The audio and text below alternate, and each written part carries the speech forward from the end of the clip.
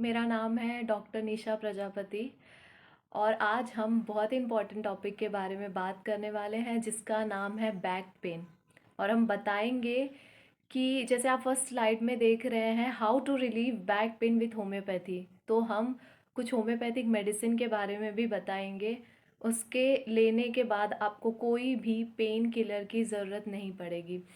तो चलिए स्टार्ट करते हैं।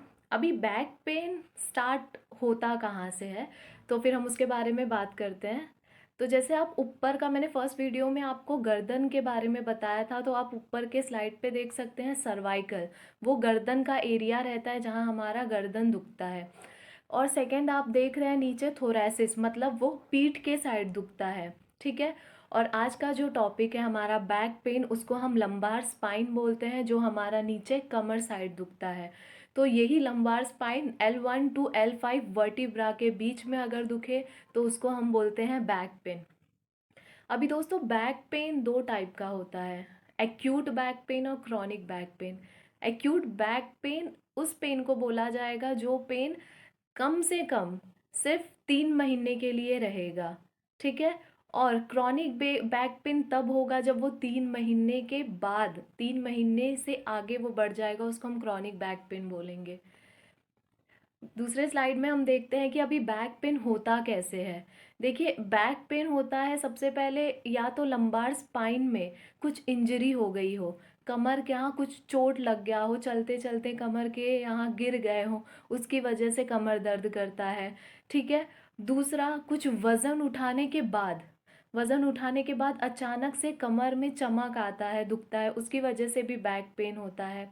हम आजकल सेडेंट्री वर्क कर रहे हैं, कंटिन्यू एक जगह पे बैठे रह रहे हैं। ठीक है। उससे हम एकदम स्ट्रेट नहीं बैठते, हम कैसे भी बैठते हैं, तो वो पुअर पोस्चर सिटिंग की वजह से भी बैक पेन होता है। कंटिन्यू हम फ़ोन में देखें या कुछ पढ़ते रहे और हम बेंड होके देखें, झुक के देखें, तो फिर वो बैक पेन, जो बैक का रीढ़ की हड्डी होती है उसमें भी चेंजेस आते हैं, तो उसकी वजह से भी होता है।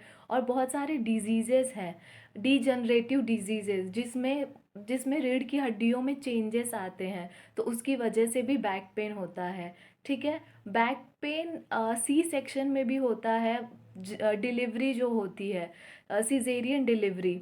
ठीक है। तो उसके बाद भी बैक पेन होता है। और बैक पेन पाइल्स में भी होता है, जिसको हम बवासीर बोलते हैं, तो वो पाइल्स के साथ साथ भी कमर दुखता है। तो ये सारे बहुत रीज़न है दोस्तों। बैक पेन का यही रीज़न है जो डॉक्टर इवैल्यूएट करते हैं कि इनको बैक पेन क्यों हो रहा है। ठीक है। तो अभी देखिए, अभी ये डिस्क प्रॉब्लम जो है, अभी ये आप देख सकते हैं, ये नॉर्मल डिस्क है सबसे पहला, जिसमें ये जो गादी है बीच में पिंक कलर की वो देख रहे हैं, वो दो हड्डियों के बीच में, दो वर्टिब्रा के बीच में उसको वो मूवमेंट फ्लेक्सिबिलिटी देने के लिए वो डिस्क रहती है। सेकेंड आप देख सकते हैं डीजनरेटेड, मतलब उसमें डीजनरेशन हो गया है वो जो गादी है, जिसकी वजह से तकलीफ आती है। कभी कभी वो जो गादी है जो हमको मूवमेंट दे रही है, वो बल्ज हो जाता है, वो बाहर निकल जाता है ना। हर्निएशन में भी वो आउट ऑफ कंट्रोल, वो एक पोजीशन से निकल के वो बाहर निकल जाता है। थिनिंग डिस्क मतलब नॉर्मल स्ट्रक्चर से वो कम हो जाता है, उसको हम थिनिंग डिस्क बोलते हैं। और डिस्क डीजनरेशन विथ ओस्टियोफाइट फॉर्मेशन, ओस्टियोफाइट मतलब क्या होता है, ये जो रीढ़ की हड्डी होती है उसका ग्रोथ होता है। ये सारे वजह से हम, जैसे चोट लग गया है, जैसे गिर गए, जैसे हम कंटिन्यू अपना बैड पोस्चर कर रहे हैं सिटिंग में और कुछ बहुत भारी सामान उठा लिए, तो यही सारे रीज़न में से कोई रीज़न होता है जिसकी वजह से वो बैक पेन स्टार्ट होता है। ये देखिए, ये बैक पेन के साथ साथ उसमें और क्या होता है, क्यों दर्द क्यों होता है, क्योंकि मैंने जैसे बताया था कि ये रीढ़ की हड्डी के बीच में से नस गई रहती है, उसको हम बोलते हैं स्पाइनल कॉर्ड। तो वो स्पाइनल कॉर्ड में भी चेंजेस आते हैं, ये बोन की वजह से वो स्पाइनल कॉर्ड में भी कंप्रेशन जाता है, जिसकी वजह से ही बैक पेन स्टार्ट होता है।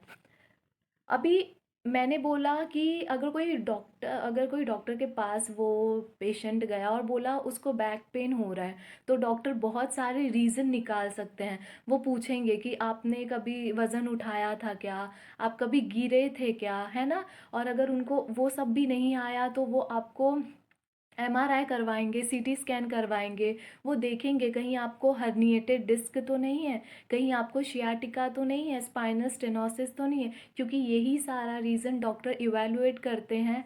और बैक पेन तो एक सिम्टम है ये सारे डिजीजेस का।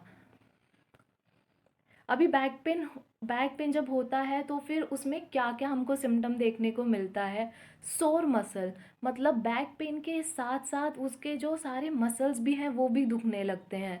और हमारे काफ मसल में दुखना भी क्रैम्प जैसा फील होता है, मसल स्पाज्म होता है। ठीक है, और अगर हम कभी झुके किसी चीज़ को उठाने के लिए तो हम आसानी से उठ नहीं पाते, अचानक से अकड़न जकड़न जैसा वाला फीलिंग आता है। ठीक है, और स्टिफनेस होता है, मूवमेंट उसका कम हो जाता है। तो ये सारे साइन एंड सिम्टम है बैक पेन के। तो फ्रेंड्स, ये तो सारा था बैक पेन के बारे में। अभी हम बताते हैं ऐसे बहुत अच्छी होम्योपैथिक मेडिसिन जो कि कोई ना कोई रीज़न के बाद आप उसको ले सकते हैं।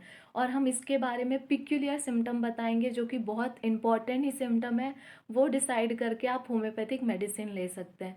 तो पहला होम्योपैथिक मेडिसिन है रश टॉक्स। रश टॉक्स में बैक पेन तब ज़्यादा प्रॉब्लम होता है जब वो पेशेंट बैठा रहता है, जब वो रेस्ट करता रहता है। ठीक है, तब उसका बैक पेन बहुत होता है।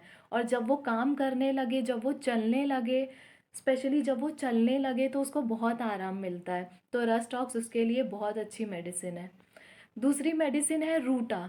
रूटा किस लिए रहता है? रूटा इंजरी की वजह से, चोट लग जाने की वजह से, कोई गिर गया, ठीक है, गिर जाने की वजह से उसको बैक पेन हो रहा है, चलते चलते गिर गया और कमर पे लग गया। ठीक है, उसके बाद से उसका अगर बैक पेन चालू हो रहा है तो ये रूटा बहुत अच्छी मेडिसिन है। तीसरी हम मेडिसिन की बात करते हैं अर्निका। अर्निका में क्या होता है? अर्निका में नर्व्स भी अफेक्ट होती है।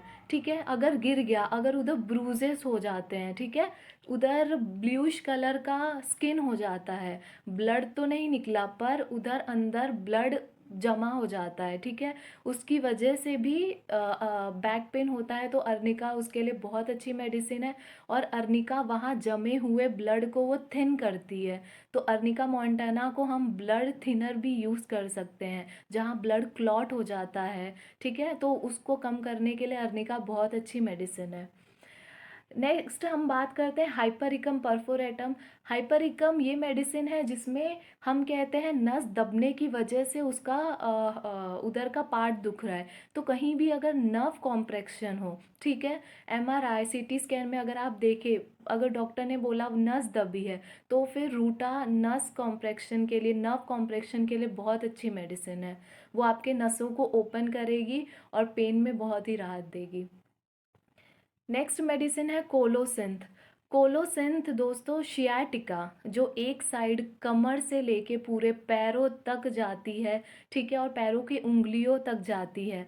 ठीक है, और ये कोलोसिंथ सिर्फ लेफ्ट साइड शियाटिका के लिए होती है, जिसमें बहुत क्रैम्प आते हैं काफ मसल में, और नमनेस होता है, टिंगलिंग होता है, और वो कमर से लेके पूरा आपके थाइस तक, आपके नीचे पैर और उंगलियों तक दुखता है, और स्पेशली लेफ्ट साइड।